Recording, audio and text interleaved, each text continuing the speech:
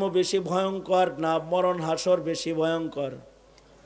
এই আওয়াজ করে বলেন, জন্ম বেশি ভয়ঙ্কর না মরণ হাসর বেশি ভয়ঙ্কর? জন্ম তো ভয়ঙ্কর না, ভয়ঙ্কর হলো মরণ আর ভয়ঙ্কর হলো হাসর। জন্মের সময় মানুষ বাঁচে, যে জন্ম হয় সেও বাঁচে, যে জন্ম দেয় সেও বাঁচে, মাও বাঁচে, যে আগে বাচ্চাও বাঁচে। মরণ যদি আসে তখন আর মরণের সময় তো মানুষ মরে, সালামতির না, এটা বিদায়ের দুনিয়ার থেকে তার বিদায় ঘন্টা বাজে, এটা বড় কঠিন। মরণের সময় কঠিন হালাত যেন না হয়, আল্লাহ আপনার কাছে মরণের সময় সালামতি চাই। কারণ হলো মৃত্যুর সময় কিছু মানুষের সালামতির মরণ হবে, কিছু মানুষের মরণের উপমা হলো সন্তান যেমন মায়ের স্তন পান করতে করতে ঘুমায়া যায়, কিছু মানুষ মরণের সময় ওই রকম জান্নাতের বিছনার ভিতরে ঘুমায়া যায়।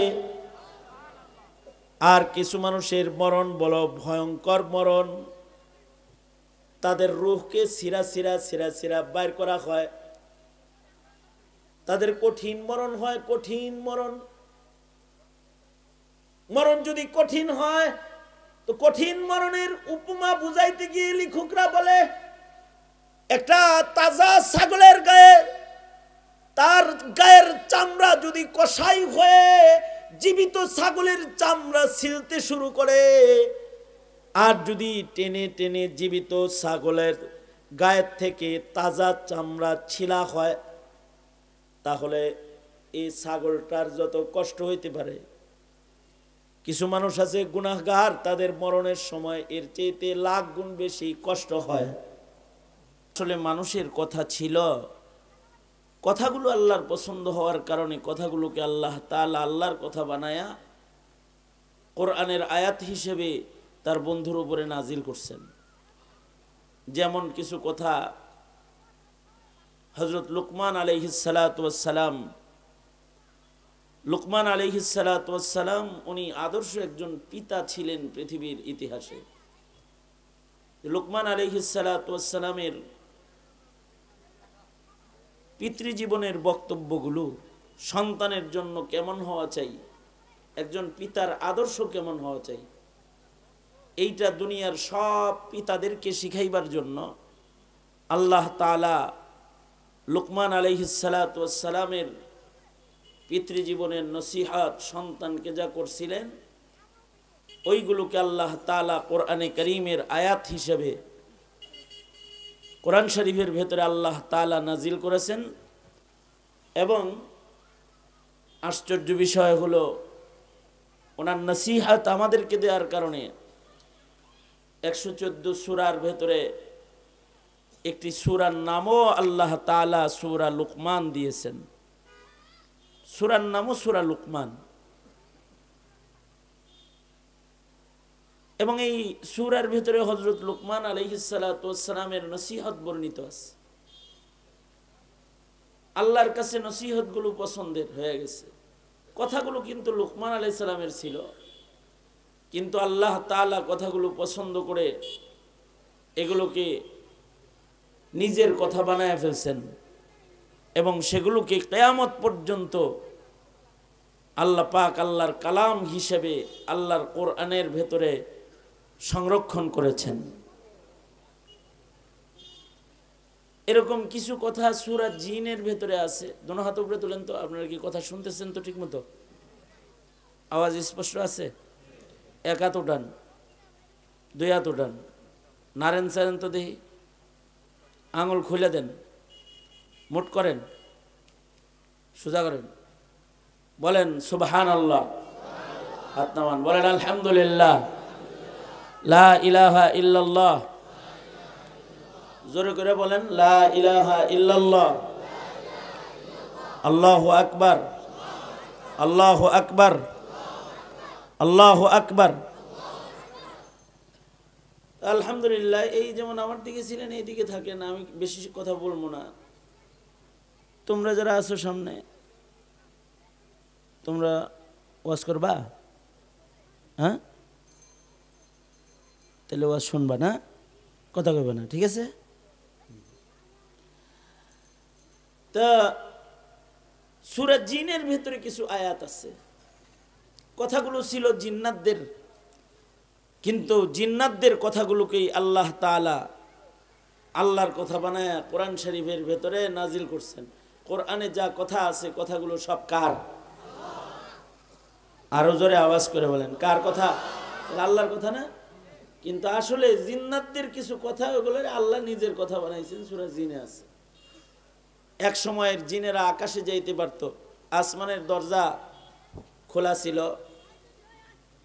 আমাদের নবী আলাইহিস সালাতু ওয়াস সালামের আগমন হলে আকাশের দরওয়াজা আল্লাহ তাআলা বন্ধ করে দিয়েছেন, আসমানে কেউ যেতে পারে না। এমন কি এই মেরাজের রাত্রিতে আল্লাহর রাসূল নিজেও যখন আসমানে যাইতেছেন, নবীজি আসমানের সফর করতেছেন, বিষয়টা কি আসমানে খবর হয় নাই?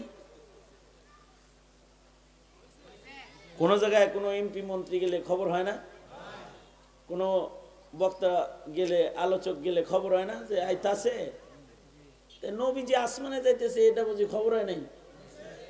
খবর হইছে। হযরত জিবরাইল আল্লাহর রাসূলকে নিতে আসছে, নবীজিকে আসমানে সফর করাইবেন, বুরাক দিয়া উপরের দিকে নিয়ে গেছেন। আল্লাহর রাসূল সাল্লাল্লাহু আলাইহি ওয়াসাল্লাম হযরত জিবরাইলের সাথে আসমানের সফর করবার লাগছেন। বুখারী শরীফের ভিতরে আছে। প্রত্যেক দরজায় দরজায় যাই এই হযরত জিবরাইলকে দরজার কড়ি খটখটাইতে হয়েছে। আকাশের দরজায় যায় কড়ি খটখটাইতেছে। কে?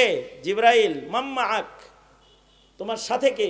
জিবরাইলকে জিজ্ঞেস করতেছে পাহারাদার, যে সাথে কে? সাথে মুহাম্মাদুর রাসূলুল্লাহ সাল্লাল্লাহু আলাইহি ওয়াসাল্লাম। কি এসেছে উনি, নাকি ওনাকে ডাকা হয়েছে? এটাও জিজ্ঞাইতেছে। উনি কি একাই আসছে নাকি ডাকা হয়েছে? হযরত জিবরাইল বলতেছেন ডাকা হয়েছে। ঠিক আছে, তারপরে দরজা খুলছে, তা এক আসমান পার হইছে। এভাবে করে 7 আসমানে যে করি খটখটাইছে, তারপরে খোলা হয়েছে। আর জিগাইতেছে মাম্মা আক।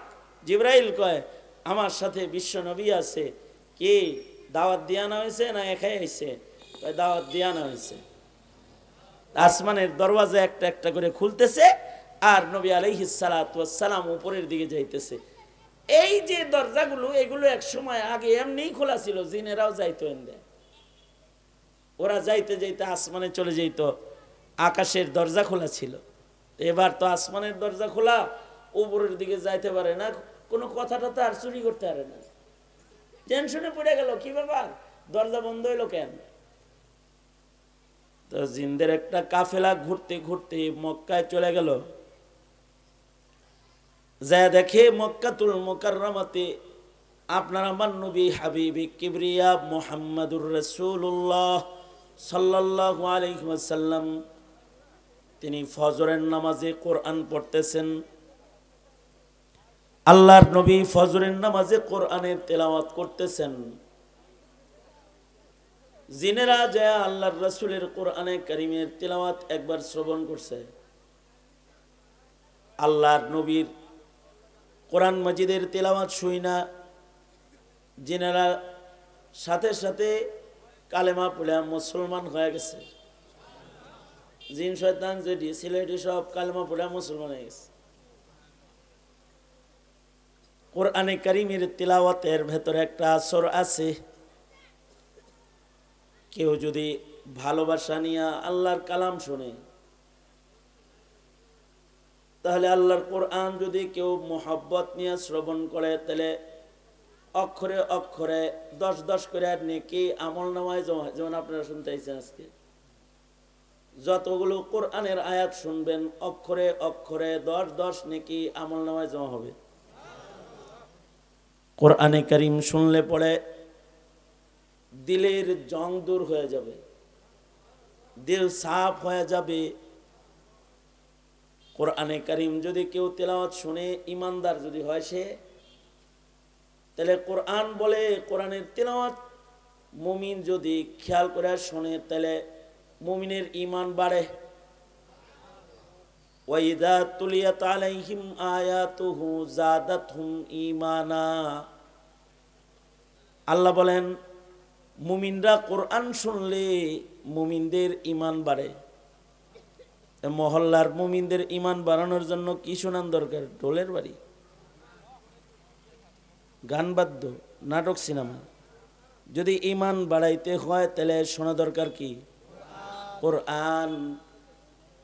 ঘরে ঘরে ঘরে ঘরে কোরআনের তেলাওয়াত হবে, তো মুমিনের ঈমান বাড়বে। বলছেন কথাটা কার? আমার কথাটা কার? ওয়াইদা তুলিয়াত আলাইহিম আয়াতুহু যাদাতহুম ঈমানা। আল্লাহ বলছেন, আল্লাহ পাকের বক্তব্য হলো কোরআন শুনলে ঈমান বেড়ে যাবে, ঈমানদারের ঈমান বেড়ে যায়। আর যদি কোরআনে কারীম কোনো কাফেরও শুনে মোহাব্বত নিয়ে, তাহলে তার কুফর জড়া পড়ে যায়। যার দিলের ভেতরে কুফর আছে সে যদি কোরআন শুনে তাহলে কুফর ঝরে যায়। সে যদি কাফের হয় কোরআনের তেলাওয়াত শুনলে কুফর জয়রা তার ভিতরে ঈমান ঢুকে যায়। এ কারণে ইতিহাসের পাতায় কোরআন শুনে শুনে বহু কাফের কালেমা পড়ে মুসলমান হয়েছে। খোদ হযরত উমর রাদিয়াল্লাহু আনহু, ফারুক বাইনাল হক ওয়াল বাতিল, মুসলিম জাহানের দ্বিতীয় খলিফা, নবীজির গর্দান কাটার লেগে ছুরি লয়ে রওনা দিছে, কিন্তু রাস্তায় যে কোরআনে কারীমের তিলাওয়াত শ্রবণ করেছে, দিল সাফ হয়েছে, কুফর ঝরে পড়ে গেছে, তরবারি গলায় না রেখে নবীর কদম মুবারকে রেখেছে এবং কালেমা পড়ে মুসলমান হয়ে গেছে। তো কোরআন শুনলে পরে কুফর ঝরে যায়। আল্লাহর রাসূল সাল্লাল্লাহু আলাইহি ওয়াসাল্লাম ফজরের নামাজে কোরআন পড়তেছেন, জিন শয়তান ওরা যায় আল্লাহর রাসূলের পেছনে দাঁড়ায় দাঁড়ায় আল্লাহর নবীর ফজরের কোরআন শুনতেছে। ফজরের নামাজে কোরআন মজিদের তেলাওয়াতটা একটু সাধারণত অন্য নামাজের চেয়ে লম্বা হয় না? হ্যাঁ, ফজরের সাথে কোরআন তেলাওয়াতের একটা সম্পর্ক আছে। আল্লাহ নিজেই ফজরে কোরআনের তেলাওয়াতের ইঙ্গিত করেছেন, ওয়াকুরআন আল ফাজর, ওয়াকুরআন আল ফাজর আকিমিস সালাতা লিদুলুকিশ শামসি ইলা গাসাকিল লাইলি ওয়াকুরআন আল ফাজর। ফজরে কোরআনের তেলাওয়াতের আল্লাহর পছন্দকে আল্লাহ তাআলা আল্লাহর কালামেও পেশ করেছেন। ফজরের নামাজে আমাদের তো ফজরের নামাজের তেলাওয়াত তো মাগরিবের মতন হয়ে যায়, ঠিক না? ফজরের নামাজে মাঝে মধ্যে সাহাবায়ে কেরাম এত লম্বা করে তেলাওয়াত করতেন। হযরত আবু বকর যখন ফজরে কোরআন পড়তেন, নবীজির মতো হযরত আবু বকর লম্বা করে কোরআন পড়তেন। সাহাবায়ে কেরাম বলেন, আবু বকর যখন কোরআন পড়তো তখন এত লম্বা করে কোরআন মজিদের তেলাওয়াত ফজরের নামাজে আবু বকর করতেন। সাহাবায়ে কেরাম বলেন, পেছন থেকে আমাদের সন্দেহ হইতো যে কোরআন শরীফ শুনতে শুনতে বুঝি সূর্য উঠা পড়ব, ফজরের ওয়াক্ত মনে হয় চলে যাইব, সূর্য মনে হয় পড়তেছে যে সূর্য উঠা যাইব এখন। কিন্তু আবার আমাদের দিল আমাদেরকে গাওয়াহ দিত, না না না, আবু বকর নবীর মুসল্লায় দাঁড়ানো অবস্থায় আমাদের কোনো নামাজ নষ্ট হইতে পারে না, কারণ কানা আবু বকর আলামানা, আবু বকর আমাদের ভেতরে সবচেয়ে বড় আলেম। কতটুকুন কোরআন পড়তে হবে, নামাজ রুকু সেজদা কতটুকুন লম্বা করতে হবে, এটা আবু বকর আমাদের চাইতে ভালো জানে। সাহাবী যারা হাদিস রওয়ায়াতকারী তারা বলে আশ্চর্য, আবু বকর ঠিকই সূর্য ওঠার আগে আবার নামাজ শেষ করে ফেলাইতেন, লম্বা করে কোরআন পড়তেন, আবার সময় মতো নামাজ শেষ করে ফেলতেন। তার মানে হলো ফজরের নামাজের সাথে কোরআনে কারীমের তিলাওয়াতের একটা সম্পর্ক। এ কারণে আমাদের ইমামরাও কিন্তু ফজরের লম্বা করে তিলাওয়াত করে। আল্লাহর রাসূল সাল্লাল্লাহু আলাইহি ওয়াসাল্লাম নবীজিও ফজরের সময় লম্বা করে কোরআন পড়তেন। জিনেরা যায় আল্লাহর রাসূলের পিছনে নবীজির কোরআনে কারীমের তিলাওয়াত তারা শ্রবণ করতেছে, শুনতেছে। কোরআন শরীফের তিলাওয়াত শোনার সাথে সাথে তাদের হৃদয়ে কোরআন আলোকিত করে ফেলেছে। বাস সব জিন শয়তান যেগুলো দাঁড়ানো ছিল নামাজের পিছনে নবীজির তিলাওয়াত শ্রবণে, সব কালেমা পড়ে মুসলমান হয়ে গেছে। এই জিনগুলা এবার চলে গেছে নিজের মহল্লায়, নিজের এলাকায়, জিনদের রাজ্যে। সেখানে যায় বলে আর আসমানে ওঠার চেষ্টা করে লাভ নাই। আসমানে তো আমরা ওঠার চেষ্টা করি ভালো কিছু শোনার লেগা, ভালো জিনিস শুনতে এখন আকাশে যাওয়ার আর দরকার নাই। ইন্না সামি'না কুরআনান আজাবা, আমরা জমিনে ভালো জিনিস শুনাইছি, কোরআন শুনাইছি, তোমরাও কোরআন শোনো আর কালেমা পড়ে মুসলমান হয়ে যাও। এভাবে অসংখ্য জিন শয়তানরা কালেমা পড়ে মুসলমান হয়ে গেছে। এই যে জিন শয়তানরা কালেমা পড়ে মুসলমান হয়েছে আর তারা যে আল্লাহর কালামের প্রশংসা করছে, কথাগুলো জিন্নাতদের কিন্তু আল্লাহ তাআলা তাদের কথাকে পছন্দ করে আল্লাহ তাআলা জিনদের কথাকে নিজের কথা বানায়া সূরা জিনের আয়াত হিসাবে কিয়ামত পর্যন্ত আল্লাহ তাআলা জিনদের কথাকে কোরআনে সংরক্ষণ করে ফেলেছে। কথাগুলো জিনদের কিন্তু আল্লাহ আল্লাহর কথা বানায় ফেলছে। ওই রকম আমিও আপনাদের সামনে একটি আয়াত পড়ছি, যে আয়াতের কথাগুলো আসলে হযরত ঈসা আলাইহিস সালাতু ওয়াস সালামের কথা। কালাম তো রূহুল্লাহর, ঈসা নবীর কথা, কিন্তু এটাকে আল্লাহ কালামুল্লাহ বানাইলেন, নিজের কথা বানাইলেন। এবং ঈসা নবীর কথাকে আল্লাহ তাআলা হাবিবুল্লাহর কলবের উপরে নিজের কথা বানায়া কোরআনের আয়াত হিসেবে আল্লাহ নাজিল করলেন। কথাগুলো আসলে ঈসা আলাইহিস সালামের। ঈসা আলাইহিস সালাতু ওয়াস সালাম আশ্চর্য আশ্চর্য কিছু কথোপকথন করেছিলেন, তাও আশ্চর্য হালতে। কারণ এই পৃথিবীতে যারা আশ্চর্য হালতে কথাবার্তা বলছে তাদের ভিতরে একজন হলো পয়গম্বর ঈসা আলাইহিস সালাম। কারণ ঈসা আলাইহিস সালাতু ওয়াস সালামকে আল্লাহ তাআলা মায়ের কোলে দুলনার ভিতরে কথা বলাইছেন। সুবহানাল্লাহ, আগামীকালকে বললেন মায়ের কোলে দুলনার ভিতরে কথা বলাইছেন ঈসা আলাইহিস সালামকে। আমাদের এলাকায় তো জন্মের পরে কিছু সন্তান কথা কইছে, তাই না? কইছে না? সারা দুনিয়াতে জন্মের সাথে সাথে কয়েকটা বাচ্চা কথা বলেছে যাদেরকে আল্লাহ তাআলা কথা বলাইছে। আল্লাহ যদি বলায় তাহলে বাচ্চাকেও বলাইতে, বলেন জোরে, আল্লাহ বলাইলে বাচ্চাকেও বলাইতে পারে। তবে মানুষকে আল্লাহ তাআলা কথা বলায় একটা নির্ধারিত সময়ে। আল্লাহ তাআলা মানুষকে হাঁটা চলা করায়ও নির্ধারিত একটা সময়ে। জন্মের সাথে সাথে ছাগলের বাচ্চার হান দৌড় দেওয়া হয় না, টাইম লাগে। মুরগির বাচ্চার মতো বাইরে এই দৌড়ায় না, নিজের খাওয়ান নিজে খায় না, টাইম লাগে। হাঁসের বাচ্চার মতো জন্মের সাথে সাথে সাঁতার কাটে না, সাঁতার শিখতে একটা টাইম লাগে।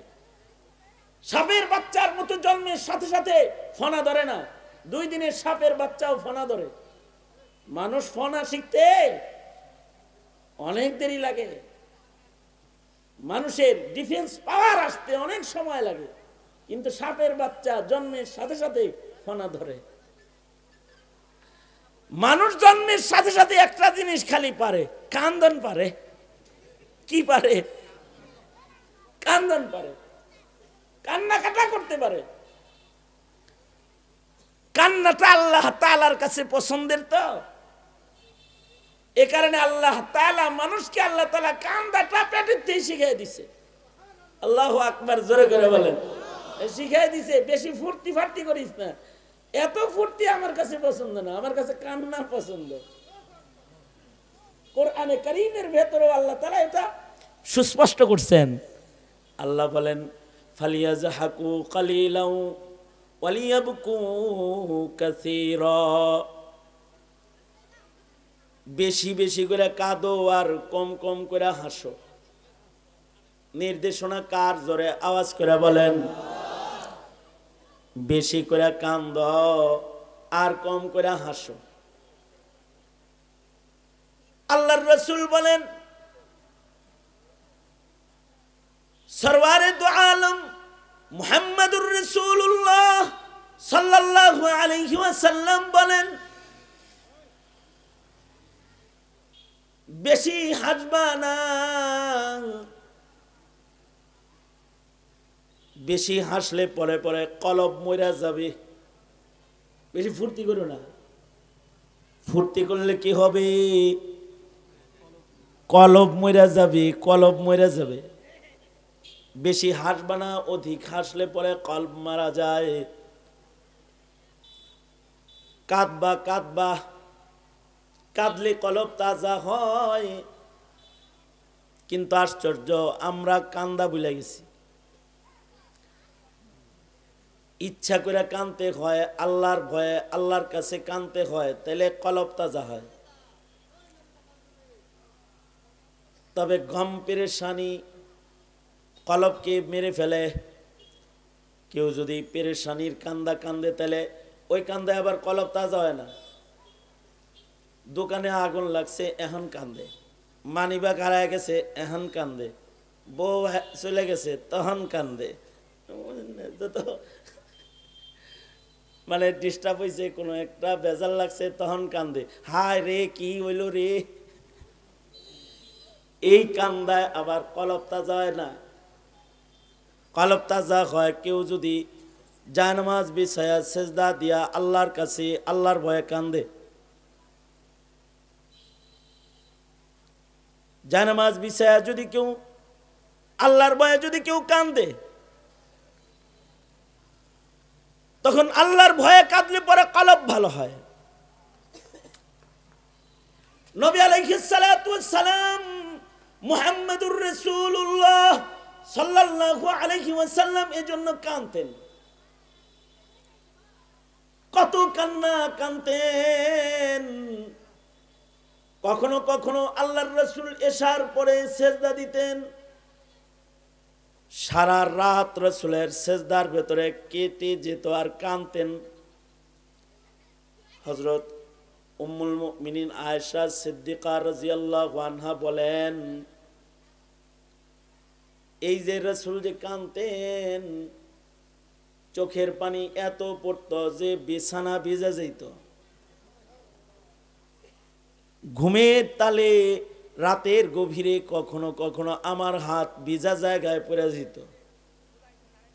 তখন আমার মনে হইতো যেন মশকের পানি বিছনায় পড়ে গেছে, জগের পানি বুঝি বিছনায় পড়ে গেছে। কিন্তু বাতি জ্বালাইলে আমি দেখতাম মুহাম্মদুর রাসূলুল্লাহ সাল্লাল্লাহু আলাইহি ওয়াসাল্লাম সেজদারত আল্লাহর রাসূল কানবার লাগছেন। আর নবীজির চোখের পানি এত ঝরতেছে যে নবীর চোখের পানিতে বিছনা ভিজে গেছে, জায়নামাজ ভিজে গেছে, মনে হইছে মশকের পানি গড়ায় পড়ে গেছে। সরওয়ারে দু আলম নবী কাঁদতেন। নবী আলাইহিস সালাতু ওয়াস সালাম যেমন বেশি কাঁদতেন, আবু বকরও বেশি কাঁদতেন, হযরত ওমর বেশি কাঁদতেন, ওলি বুজুর্গরা রুনাজারি বেশি করতেন। এখনো যারা নেককার তারা শেষ রাত্রে কাঁদে, কারণ কাঁদলে পরে কলব সাফ হয়, কাঁদলে পরে কলব তাজা হয়, হাসলে পরে মানুষের কলব মইরা যায়। যত বেশি হাসাহাসি করবে তত কলব মরবে, আর যত রুনাজারি করবে, একটা হলো রুনাজারি আর একটা হলো আহাজারি। আহাজারি যেটা এটা খারাপ, আর একটা হলো রুনাজারি। আহাজারির চোখের পানিটা গরম হয়। ফতোয়ায়ে শামির ভেতরে আছে যে একই চোখ দিয়ে পানি বের হয়, কিন্তু দুইটা পানি দুই রকম হয়। আল্লাহর ভয়ে কাঁদলে ওইটা ঠান্ডা হয়, আর পেরেশানিতে যদি কেউ কান্দে তাহলে ও পানিটা গরম পানি বের হয়। পেরেশানিতে যদি কান্দে চোখের পানিও ঠান্ডা আছে, চোখের পানিও গরম আছে। এটা ঠান্ডা পানি চোখের ছিদ্রি দিয়ে বের হয়, একই চোখ। এটা কেমনি একই ট্যাপ দিয়ে যেমন গরম পানিও বের হয় আর ঠান্ডা পানিও বের হয়, ঠিক না? এটা কি জানি কয়, বাথরুমে গিজার লাগাইছে, তা একই ছিদ্রি দিয়া ঠান্ডা পানিও পড়তেছে, গিজারের সুইচ পড়লে গরম পানিও পড়তেছে। পেরেশানির গিজারের সুইচ যদি কারোর ভেতরে পড়া যায়, তখন তার একই চোখের পানিটা গরম বের হয়। আর যখন তাকওয়ার মাধ্যমে বাইর হয় চোখের পানি, আল্লাহর ভয়ে বাইর হয়, আল্লাহ পাওয়ার জন্য চোখের পানি বাইর হয়, তখন ওই চোখের পানিটা ঠান্ডা পানি হয়। যেহেতু আল্লাহর কাছে কান্না পছন্দের, বান্দা কাঁদবে, আল্লাহর কাছে কাঁদবি, আল্লাহর কাছে কান্দা বলবে, আল্লাহ টাকা দেন, আল্লাহ সন্তান দেন, ওগো আল্লাহ আপনি আমাকে ইজ্জত দেন, ওগো আল্লাহ আপনি আমাকে সন্তান দেন, আল্লাহ আপনি আমাকে সুখ দেন, ওগো আল্লাহ আপনি আমাকে অসুস্থতা ভালো করে দেন, ওগো আল্লাহ আপনি আমাকে আপনার বাইতুল্লাহ নেন, ওগো আল্লাহ আপনি আমাকে নফল নামাজের মজা দেন, ওগো আল্লাহ আপনি আমাকে কবর আযাব মাফ করে দেন, কবরের আযাব মাফ করে দেন, ওগো আল্লাহ আপনি আমাকে দোজখের আগুন থেকে রেহাই দেন, জাহান্নামের আগুন থেকে আমাকে বাঁচান। কান্দা বলবে, আল্লাহর ভয়ে যে চক্ষু রোদন করবে, ওই চোখকে আল্লাহ তাআলা দোজখের আগুনে ফেলবে না। কিছু চোখকে দোজখের আগুনে ফেলা হবে না, তার ভেতরে একটা চোখ হলো আইনুন বাকাত মিন খাশিয়াতিল্লাহ, যে চক্ষুগুলা আল্লাহর ভয়ের রোদন করবে। আল্লাহর ভয়ের রোদনকারী চোখকে আল্লাহ তাআলা দোজখের আগুনের ভেতরে ফেলবেন না। যারা আল্লাহর ভয়ে কাঁদবে তাদের চোখকে আল্লাহ তাআলা জান্নাত দান করবে। কান্না যেহেতু আল্লাহ পাকের সবচেয়ে পছন্দের, এ কারণে মানুষ তো আল্লাহর সবচেয়ে পছন্দের মাখলুক সৃষ্টি, এ কারণে মানুষকে কথা বলায় আগে না, কান্না করায় আগে। যত মানুষ জন্মায় কান্নাটা সে পেটের থেকে শিক্ষা বাইর হয়, সেকেন্ডের দেরি নাই সে কান্না দেয়, এবং আল্লাহ তাআলা তার কান্নার চিৎকারে আল্লাহ তাআলা তাকে রহম করে ফেলায়। এই কান্নার কারণে, এই বাচ্চার কারণে মায়ের স্তনের দুধের ফোয়ারা আল্লাহ তাআলা জারি করে ফেলায়। আল্লাহ তাআলা এই কান্না দিয়া বান্দাকে রহমতে মালামাল করে ফেলে। এ কারণে পৃথিবীর বাচ্চারা জন্মের পরে কাঁদে। মানুষের জন্ম হয় এক অস্বাভাবিক কায়দায়।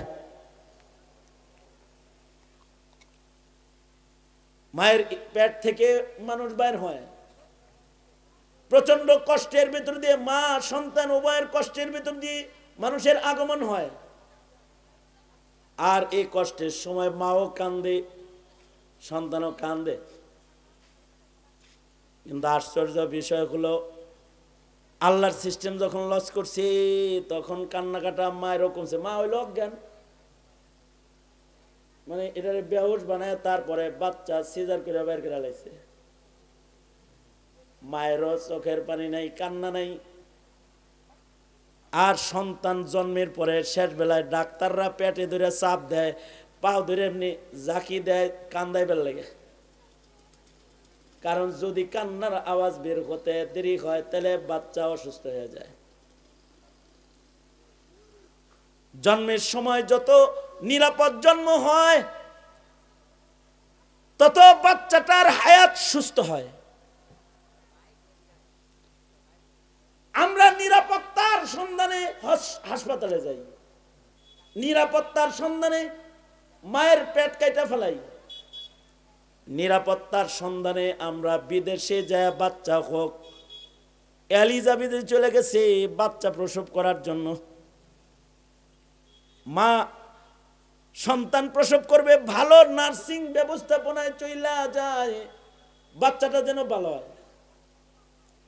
কিন্তু আসলে যদি আল্লাহর পক্ষ থেকে জন্মের সময় নিরাপত্তা না হয় তাহলে পেট কাইটা বাইর করার পরেও বাচ্চাটা অ্যাবনর্মাল হয়, বাচ্চাটার চোখ খুলতে দেরি হয়। এটারে আবার মেশিনের ভেতরে তা দিয়ে চোখ খোলাইতে হয়, এটারে আবার গ্লাসের ভিতরে রাখতে হয়।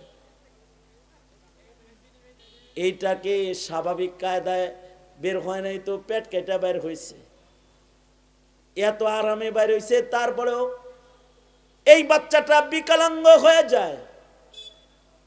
কারণ কি? আল্লাহর রহমতের অভাব যখন হয়। আর যদি গরিবের ঘরে জন্মাইছে, এমন বাবা মার ঘরে জন্মাইছে যেই বাবা মার রিক্সা ভাড়ার টাকা নাই, ডাক্তার দেখানোর ভিজিট নাই, হসপিটালের বেডে ভাড়া দেওয়ার মতো পয়সা নাই, সকাল বেলায় বাবা চলে যায় কাজে, সন্ধ্যাবেলায় দেখে যে বাচ্চা ওয়া ওয়া করতেছে। কি ব্যাপার, কেমনে হইল রে? এটা না পেটে দেখে গেছিলাম, আয়া পড়ছে। আপনি রিক্সা লয়ে গেছেন গা, টেলিফোনও তো নাই, গরিব মানুষের বাড়িতে ফোনও নাই, জামাইরে ফোন করে জানাই বেরো পারে নাই। ব্যথা এই উঠলো, পাশের বাড়ির খালাম্মা আসার আগে হে আয়া পড়লো। আমি কেবলমাত্র খবর দিছি যে খালাম্মা দায়মা হিসেবে আসুক, কিন্তু আল্লাহর এত রহমত হয়েছে যে খালাম্মা বাড়তে গনে আমার বাড়তে আসার আগে সে পেটে গনে হের বাড়ি চলে আইছে। কেমনে আইছে? কয় আল্লাহর রহমত হয়েছে এই জন্য আইছে। যেমন হযরত মরিয়মের সন্তান হইতেছে জঙ্গলের ভেতরে হইতেছে, কারণ হলো কোন পুরুষের স্পর্শ ব্যতিরেকে আল্লাহ তাআলা হযরত মরিয়মের পেটে সন্তান দিবেন, বিবাহ ব্যতিরেকে সন্তান দিতেছেন। কারণ ঈসা আলাইহিস সালামের বাপ নাই, আদম বাবার যেমন বাপ নাই, ঈসা আলাইহিস সালাম কামাসালি আদম, ঈসা আলাইহিস সালাম হলেন বাবা আদমের মতন, ঈসা আলাইহিস সালামেরও বাপ নাই। হযরত মরিয়ম আলাইহিস সালামকে পৃথিবীর কোনো পুরুষ স্পর্শ করে নাই, কিন্তু আল্লাহ তাআলা আল্লাহর কুদরত দিয়া আল্লাহ তাআলা যে বাপ ছাড়াও সন্তান দিতে পারেন এটা জাহির করতেছেন। হযরত মরিয়মের পেটে আল্লাহ সন্তান দান করলেন। সন্তান পেটে আসলে লজ্জায় হযরত মরিয়ম বাইরে চলে গেছে, জঙ্গলে চলে গেছে, যে আল্লাহকে বলতেছে, আল্লাহ বিয়া শাদী হলো না, বাচ্চা দিয়ে দিলেন, চেহারা কেমনে দেখামু? ওগো আল্লাহ, এমন বেজ্জতি হওয়ার আগে মইরা গেলে বালা। ইয়া লাইতানি মিত্তু ক্বাবলা হাদা ওয়া কুনতু নাসিয়াম মানসিয়া। ওগো আল্লাহ, আমি যদি নাসিয়াম মানসিয়া হয়ে যেতাম, লাশাই হয়ে যেতাম, অথবা আমি যদি আমার এই চেহারা দেখানোর আগে মইরা যেতাম তাহলে ভালো আছিল। মানুষের কাছে যায় আমি এ বাচ্চা কেমনে আইছে কি বলবো? দুনিয়ার নিয়ম হলো পুরুষের স্পর্শে, পুরুষ আর নারীর দুইজনের জৈবিক চাহিদা পূরণের মাধ্যমে একটা সন্তানের জন্ম হয়। আর তুমি আমারে সন্তান দিলা, কোনো পুরুষ স্পর্শ আমাকে করে নাই। আল্লাহ তাআলা বললেন, চিন্তা করো না, দিছে আমি, ইজ্জত বাঁচাও আমি, তুমি এত টেনশন করো কেন? আমি তোমাকে, তোমার সন্তানকে নিরাপত্তা দিব, কেউ কিছু বলবে না, ব্যবস্থা করব। কেমনে ব্যবস্থা করবেন? ব্যবস্থা হলো তুমি বাচ্চা লয়া কোলে লয়া যাইবা।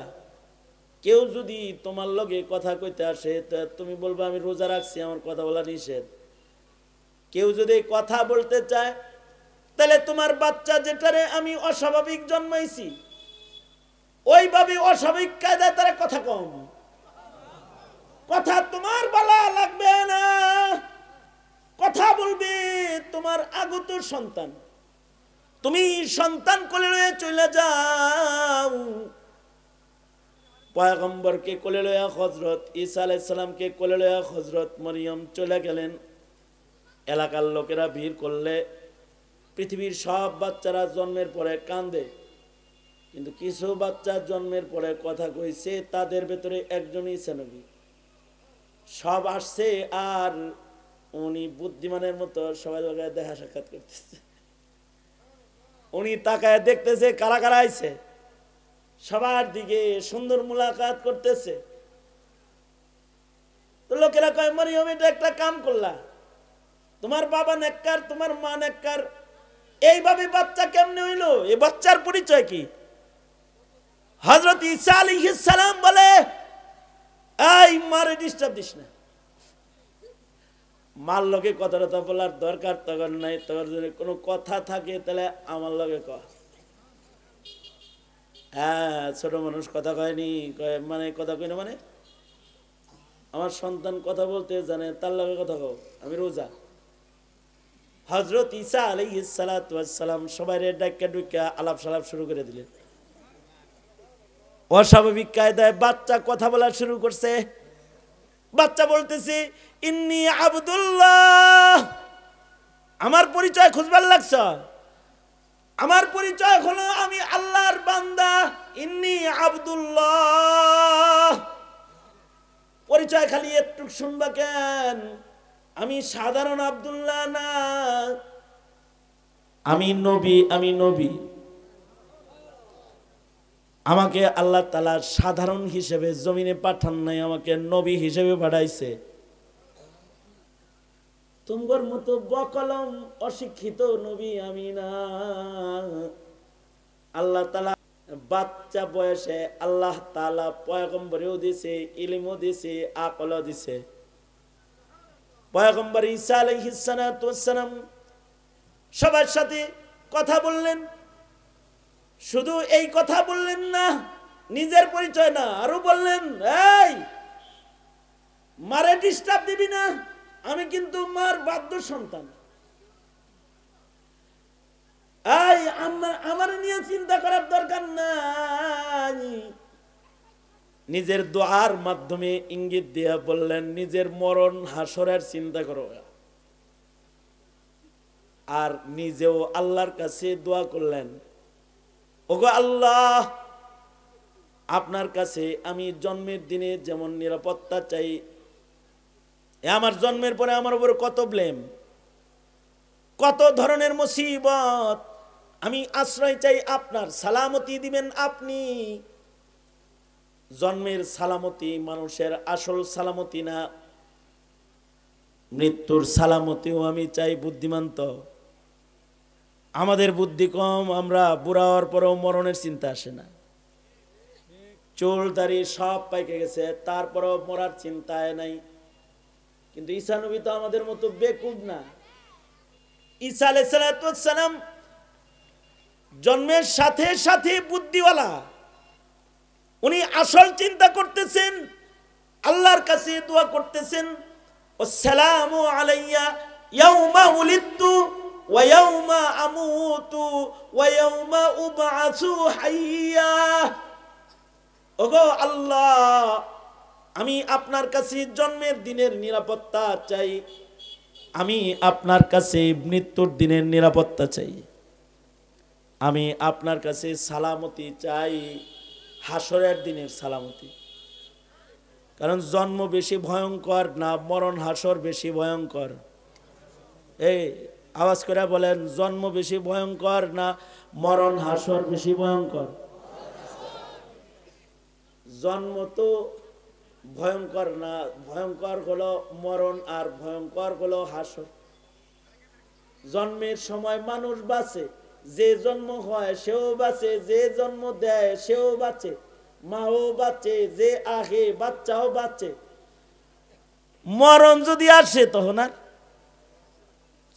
মরণের সময় তো মানুষ মরে, সালামতির না, এটা বিদায়ের দুনিয়ার থেকে তার বিদায় ঘন্টা বাজে। এটা বড় কঠিন। মরণের সময় কঠিন হালাত যেন না হয়। আল্লাহ আপনার কাছে মরণের সময় সালামতি চাই। কারণ হলো মৃত্যুর সময় কিছু মানুষের সালামতির মরণ হবে, কিছু মানুষের মরণের উপমা হলো সন্তান যেমন মায়ের স্তন পান করতে করতে ঘুমায়া যায়, কিছু মানুষ মরণের সময় ওই রকম জান্নাতের বিছনার ভিতরে ঘুমায়া যায়।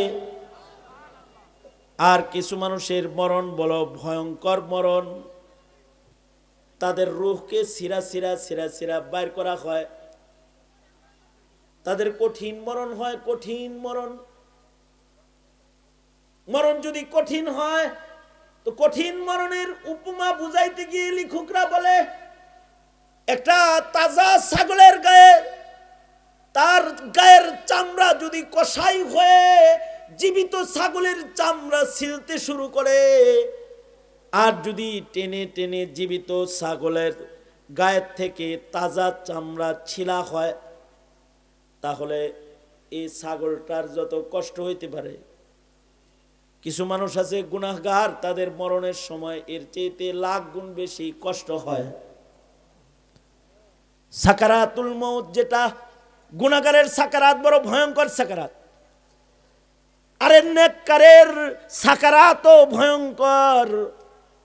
নেককার মানুষের মৃত্যুর সময় সাকারাত আছে।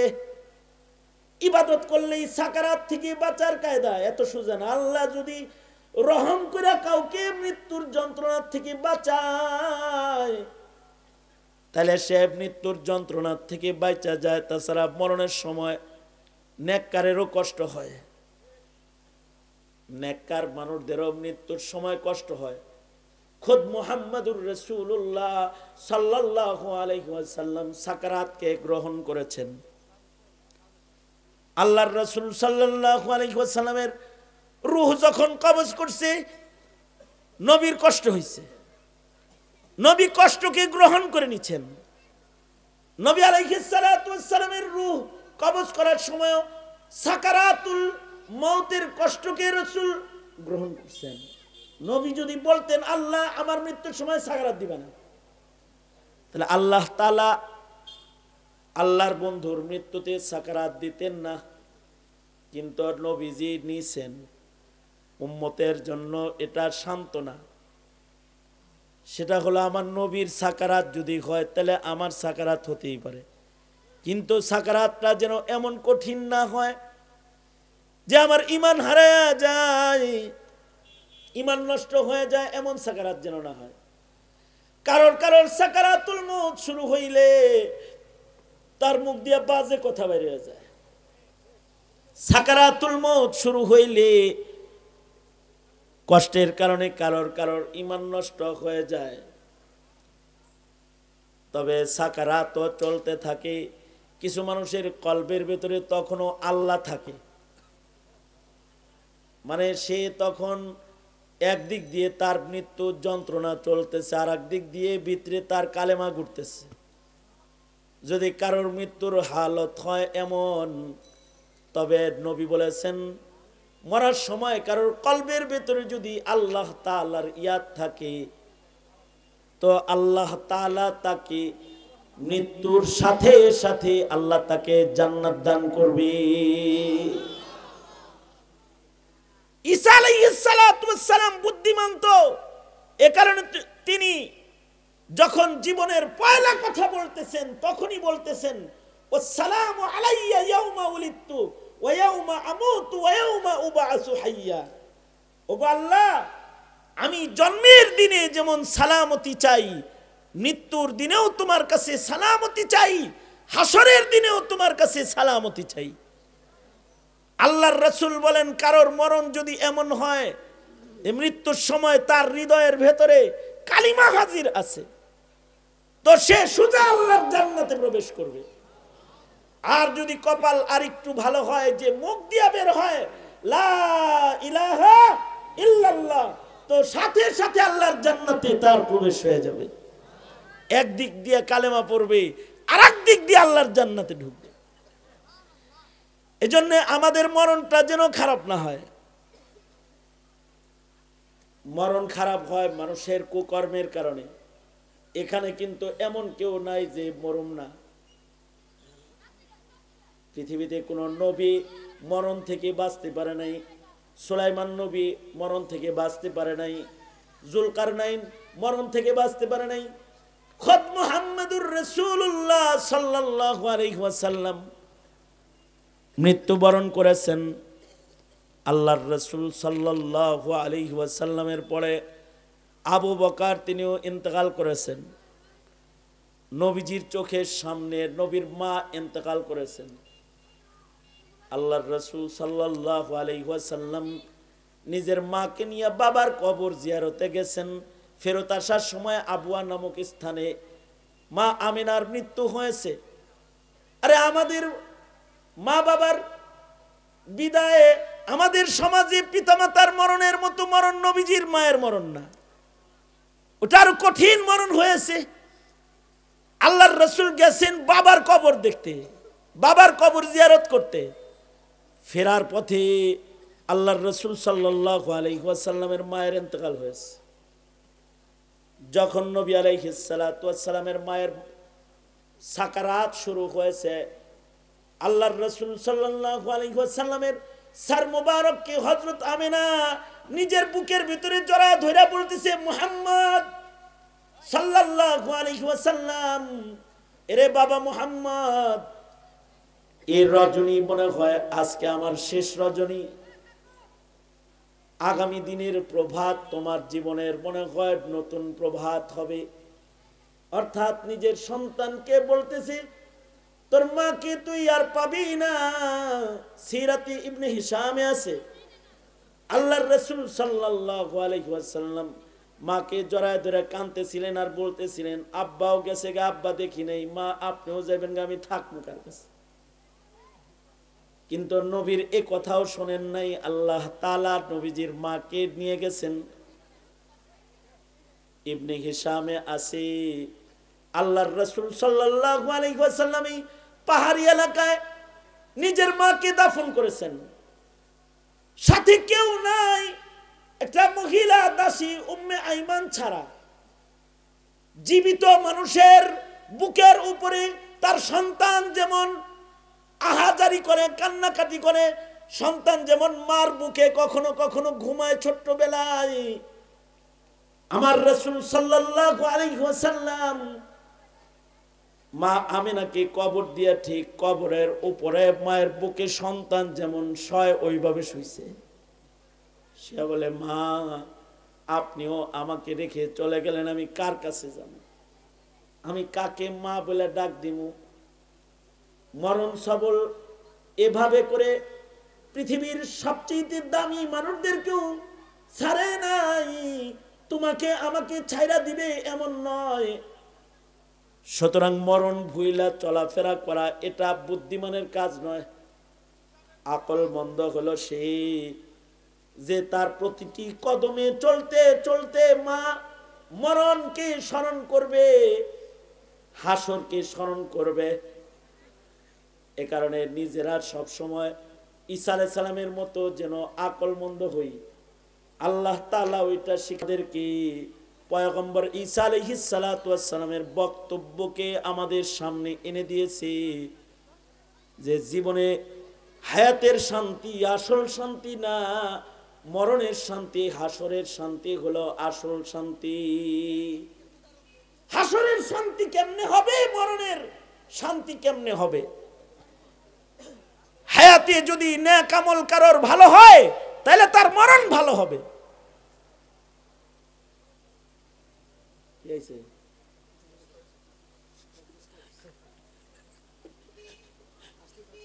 বুঝতে আসেন? আমার বিশেষ, আমি তো ঘরের মুরগি, সব আপনাকে দেখতে আইছে, আপনার কথা শুনতে আইছে। না না, এসব পাগল আপনি।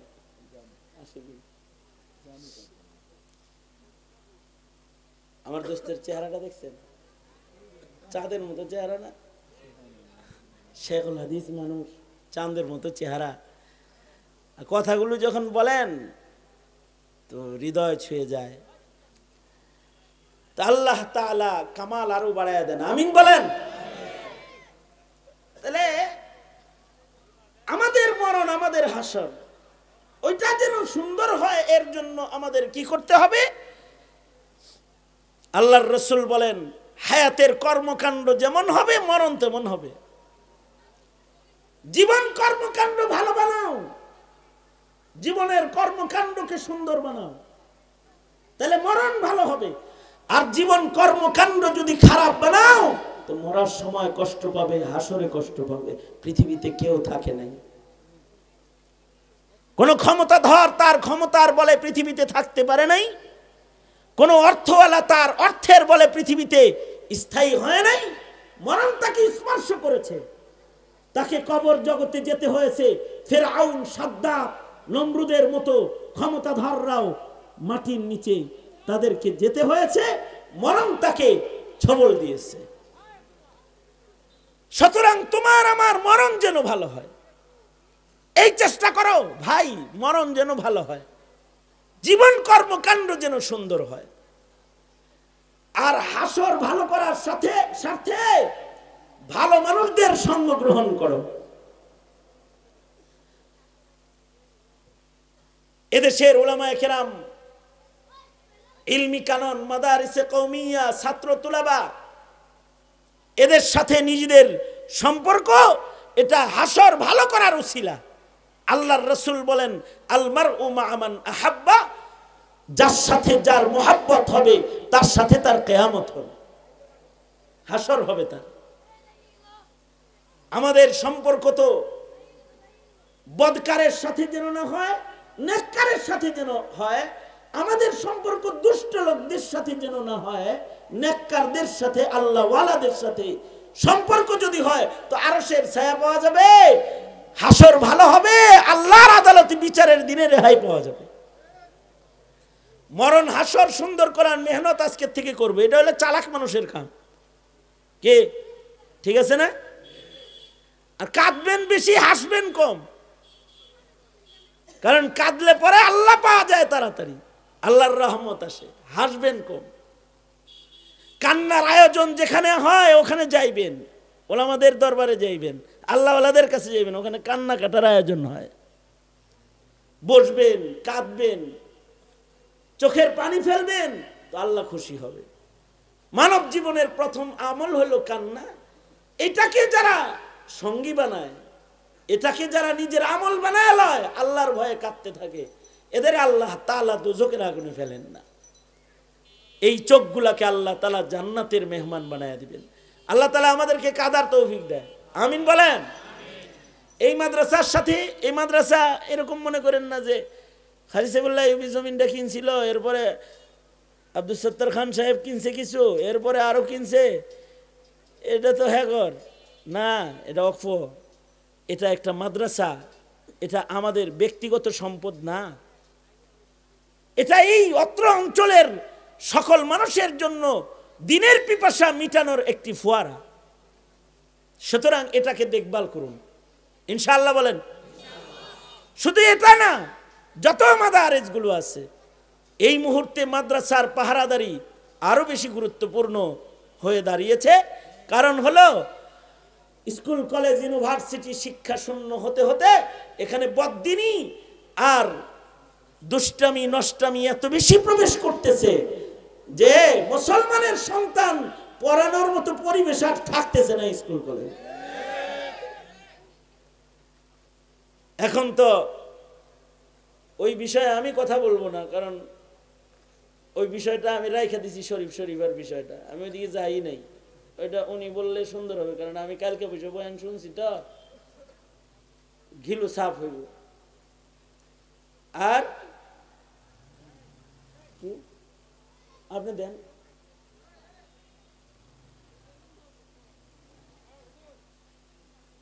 শিখিয়ে দিলেন, ডেলি আমার শিখিয়ে দিতে পারবেন, ডেলি শিখিয়ে দিতে পারবেন, বেশ শ্রম করেন, মাসিক দরদ বেশি, দুনো হাত উপরে তোলেন, একটা কালেকশন করি। আপনারা তো নিয়ত করে আইছেন কিছু সাদাকা করবেন, দোস্ত বয়ান করবেন, আপনারা সাদাকা করবেন, দুনো হাত তোলেন।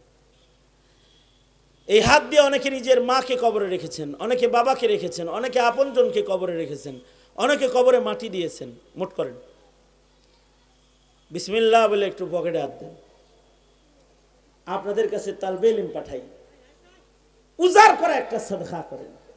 আল্লাহ তাআলা সকলকে সাদকার বরকতে দুনিয়াতে বরকত দান করবেন। সাদকাকারীকে আল্লাহ তাআলা শতগুণ বেশি বাড়িয়ে দান করেন দুনিয়াতে নিয়ামত। সাদকার বরকতে আল্লাহ তাআলা বালা মুসিবত দূর করেন। সাদকার দ্বারা আল্লাহ তাআলা ইজ্জত বৃদ্ধি করেন। সবাই দিচ্ছেন তো পকেটে হাত? এই ছাত্র পাঠায় দাও, তোমার ইয়া ওস্তাদদেরকে ইয়া দাও, দায়িত্ব।